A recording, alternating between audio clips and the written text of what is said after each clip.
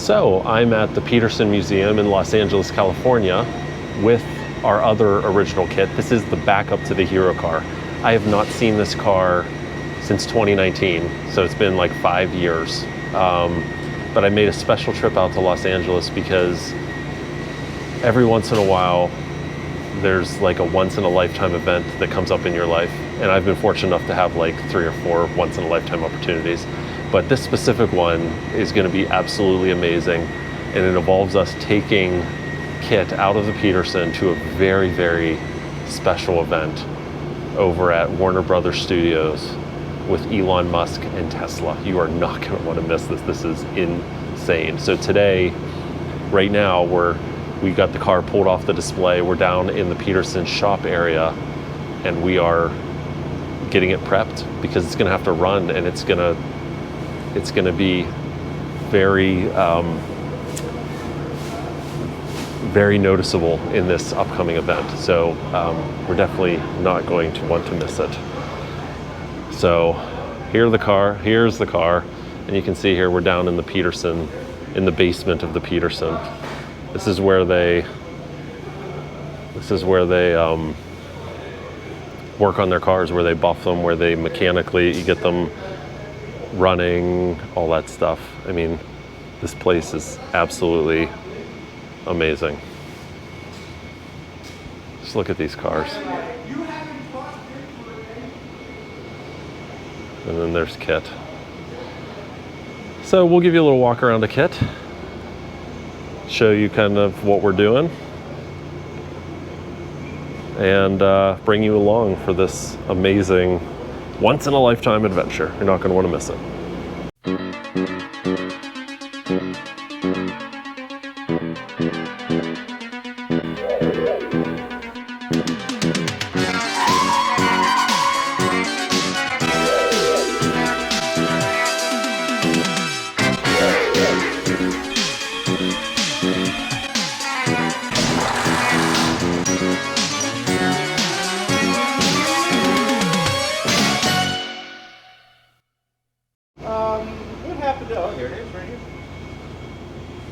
There you go.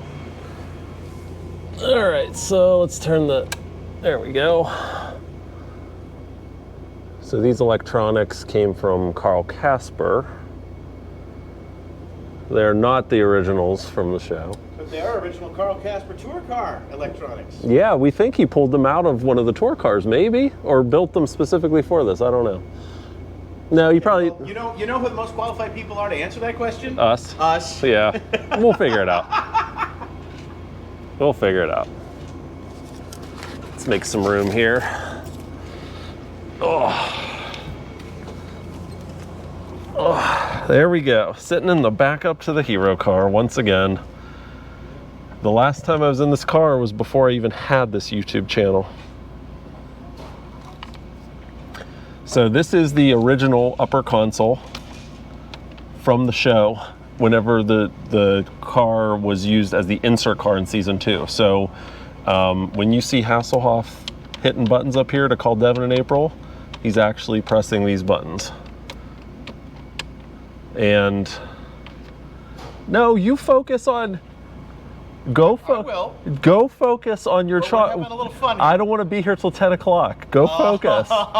Focus. Because you know my way, we will. That's right. That's right. Focus on your job, and then let's go eat dinner. Okay. All right. Deal. And you need bed. You need sleep. All right. Use the restroom. All right.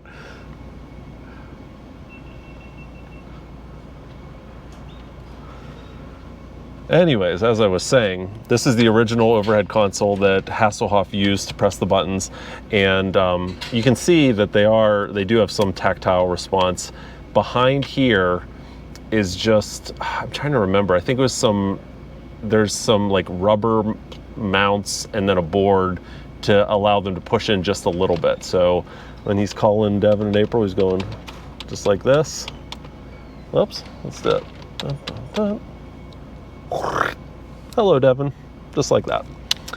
So when we originally got the car, these original buttons on this, these are the original buttons from the show. These had been all replaced because originally they they're just glued on and they'd fallen off over the years, I'm sure, and Carl Kasper replaced these with non-accurate ones. So we went in and replaced them with correct buttons. So these need a little bit of work here, as you can probably see. But whenever we pulled off the Carl Kasper buttons that were on here behind them, the cutouts and the way that they were cut out tells us that these original switches were in here, if that makes any sense at all. So this dash is the dash on dash season 1 style. So this car never really had a full dash in it. It was never meant to be seen up close, so it had a fake dash in it. At one point it had stickers instead of electronics. So what you're seeing here is all Carl Kasper's additions, because when he got the car, he wanted to make all the cars look like KITT because he was going to put them out on tour. So he built them out like you see here. But this dash is pulled from the original season 1 mold.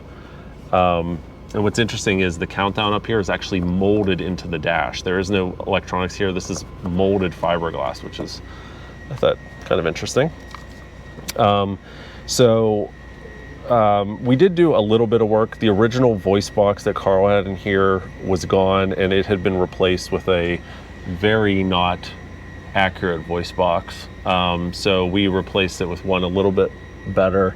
And I don't know if you can see down there, it looks like there was some lights there for a voice box. They don't do anything, they just lit up, but it looks like they've fallen. So whenever we get this car back, we definitely have some maintenance to do, just from, being on display and moved and all this stuff. And the PAMP buttons that were here, someone had put in non-correct ones, inaccurate ones, so we replaced them with accurate ones. They just light up, they don't do anything else. And then the lower console here, this is Carl Kasper, and it's just stickers, as you can see, stickers and plexi panels. So we restored this back to the way Carl Kasper had it on display. So it's not doesn't look accurate, but it is a representation of what was in here after Carl got a hold of it. And you can see you got the window switches here, which again, this car never had a lower console, so the original window switches would have been down where the factory ones are, but since we have a lower console in here from Carl, we had to move the switches up here. So one interesting thing, if you look in the center console, you'll see these gauges. These gauges are original to the show, because this car had a fake dash in it with stickers and other stuff, and you couldn't see the actual gauges. They moved them to the center console. So here you can see we've got coolant, oil pressure, and battery charge, all original as it was in the show. One of the other Survivor Knight Rider cars has these exact same gauges in it as well. This steering wheel is an original steering wheel. In fact, it's a season 3 and 4 wheel that was pulled out of the mold, but as you can see here, the green inserts were never added. So they just has the indents here. But this steering wheel, because Carl received 4 of the 5 surviving cars from the show, but whenever he got the cars, he would like mix and match parts from one car to another car and so on and so forth. So this steering wheel is actually the screen used steering wheel from the right-hand blind drive car, and it made it into this car. So that's what you're looking at here. In fact, there's some scenes in the show where you can see this exact steering wheel with these indents but no lights. So what else? The pods don't do anything. The center light lights up. These were all added by a previous owner, not Carl Kasper. So they don't really do anything except look pretty. What else do we have? We've obviously got the clear windshield in here, which was added by the studio, and a bunch of switches down here that activate the fog lights, the dash, and some other stuff. These switches were here. In fact, in season 1, there's during, what episode is it? Whitebird. Near the end of Whitebird, you can actually see some of these switches. So we're pretty sure these are all original.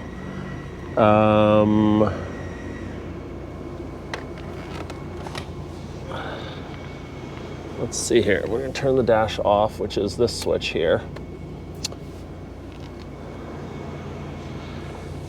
So this is the original door panel, I believe, from when it was on the show.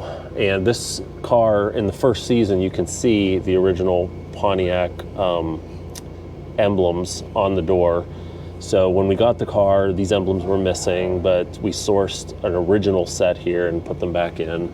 And there's just other little details, like they put screws in here to hold the sill plates on. I'm sure this, you know, these sill plates are just plastic. The tabs in there easily break off, so they would screw them in there. And also, you can see here they put screws in the speaker covers to hold them in. And a lot of you guys probably have seen in the show, you'll sometimes see these chrome coat hooks in the background, especially in season 2 when Michael is driving the car. If you look, you'll notice chrome coat hooks. That was this car. This is the only car that had chrome coat hooks. So there they are there, which is a kind of a neat detail. And of course, we've got the trunk release pull cable there. That's all original. Just a real piece of history. This is technically, by the numbering scheme given by the studio, this is technically the first kit. It wasn't the kit that Michael Shae put the dash in, but this is one of the 2 cars that had the John Ward style front nose.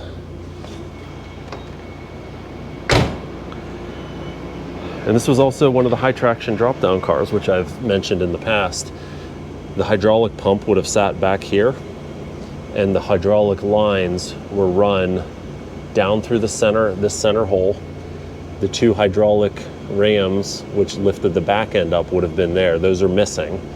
But the hydraulic lines for the front went down there, ran under the car, and then were hooked up here to the original rams in the front, which are still here, still filled with hydraulic fluid.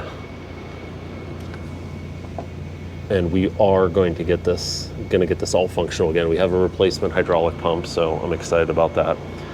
About 2,200 original miles on this car.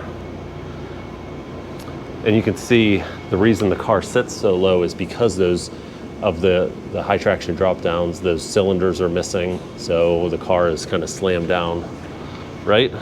Yes. Yes. Cylinders are missing. But not for long. There's also spring compressors in those springs. Ah, I forgot about that. Yes. Spring compressors. Yes. Yes. Don't forget about the spring compressors. Spring compressors. Okay. Bye. Bye. And this car originally had the privacy door, the luggage compartment door here. So it was obviously taken out during filming, but the studs are still there for it, which is interesting. Original carpeted interior. I love this car. The car you see in the opening seconds of the Knight Rider intro right here. When the car is racing towards you in the desert, this car.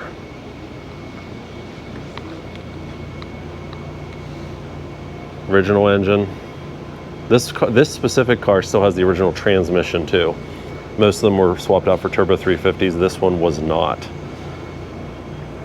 Brake line lock still in place. Fog light relays. Just a real piece of history. Fog lights. We got the camera tow bar under here. That's the original skid plate from the show.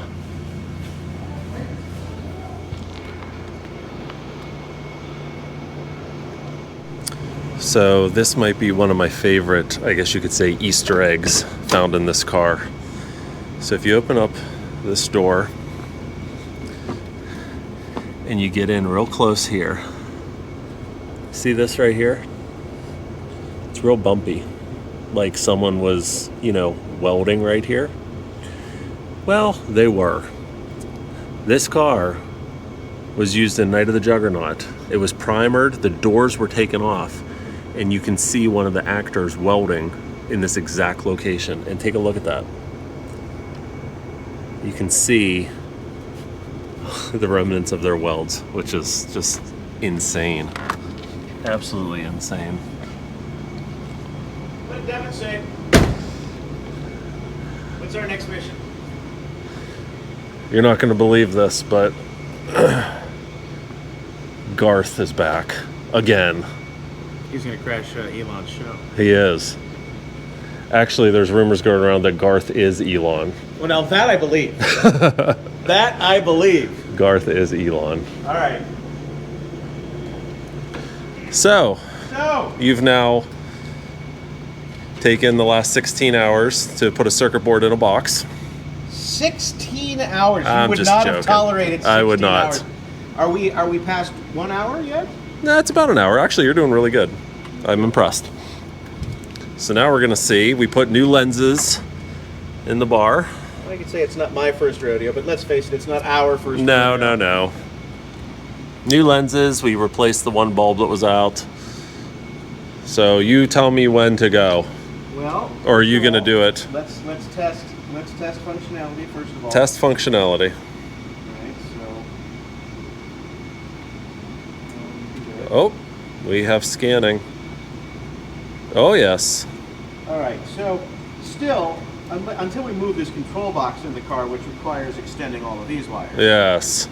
Then, we still have to control these things from under the hood once we get it set. Well, that's okay. We'll worry about that whenever it but goes I off like display. a slow scan. You like a slow scan? I do. Yes, I love a slow scan. And, just because I love this, I installed the switch because I just can't help myself. You like to freeze it. That is pretty neat. None of this, the trailing effect, is because of the halogens or because of the camera.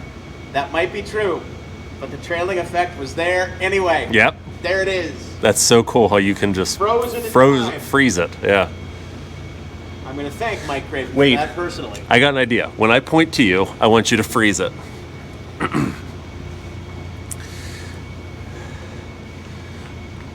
Let me think. Hold on one second. Michael, my scanner indicates that Garth is here. Dun, dun, dun, dun, dun, dun. Because it froze, like going to commercial. Yes. Oh, jeez. Do it All again. right. Do it again. Because you see that it didn't. It's not an optimal No. place. That's kind of a better place. All right. Do it again. Michael, I have terrible news. Garth has returned.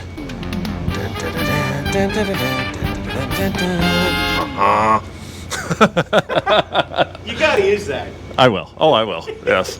All on effect.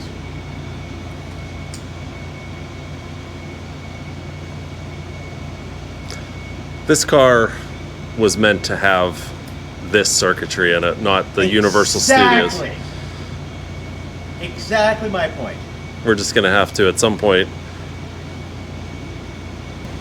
1994 needs to have the relays because it never would have had anything different. Right. This car was, started life as KITT with this circuitry. Right. There's no question about it. Right. I love it. So, my studying of the episodes, I believe that the last, in order of filming location, the last time that we see the all-on effect is Give Me Liberty or Give Me Death in the semi when the detonator is pressed. Michael's holding the detonator here. And KITT, wait, we can reenact it. Michael's holding the detonator Wait, here. I believe I have to get in like this. Okay, go ahead. Yeah. Michael's holding the detonator here. He pushes it. All on. That's it, Michael. That is precisely the frequency that I detected simply 1/10 of a millisecond before the explosion. I think you're right. So I think that's the last time, that we actually see footage shot in the show, because anytime we see it after that, it's recycled footage. Right. Yeah.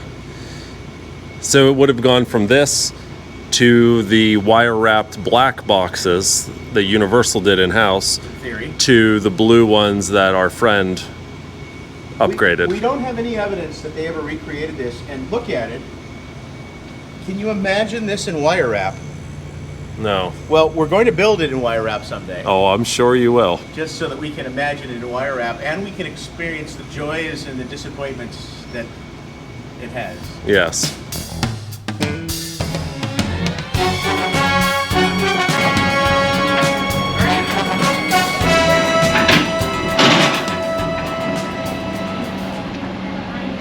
Turn left. How's it like that side? Come on. Yeah, that's good. That's good. Keep it straight. Keep it straight. Like 5 8. What is the top? 1, 2, 3. Wait. Hold on. No more. No, we need to clear this. We need to clear this. You got a stopper? Alright. Clear? A little bit more. No, more. You can probably put the air cleaner back on, AJ, if you want. My battery. Oh, okay.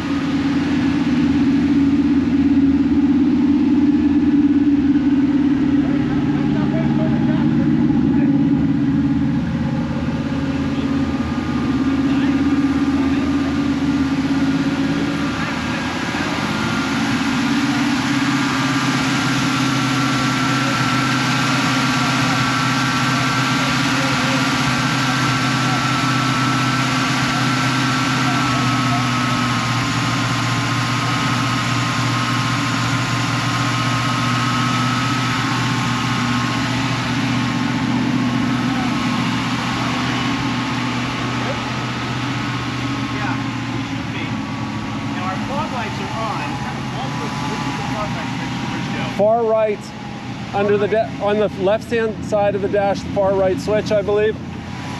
Yep, turn it off.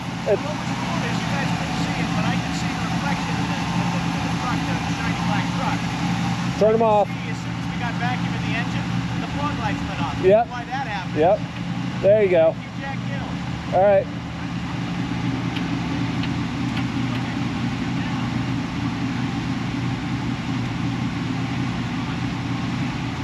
There's the scanner. There we go.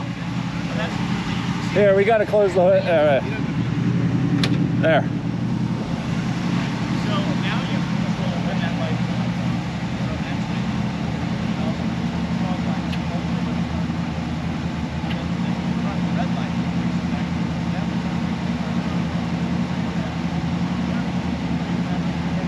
Now, we have so much more to share with you on KITT's special mission to Warner Brothers Studio in California for Tesla's huge Cybercab reveal. But that will have to wait until part 2. Thank you guys, as always, so much for your support. We greatly appreciate it, and we will see you next time.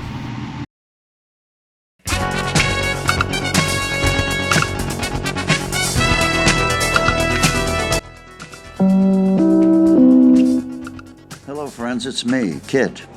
When I'm not out fighting crime, I like to follow my friends at knightriderhistorians.com. Check it out.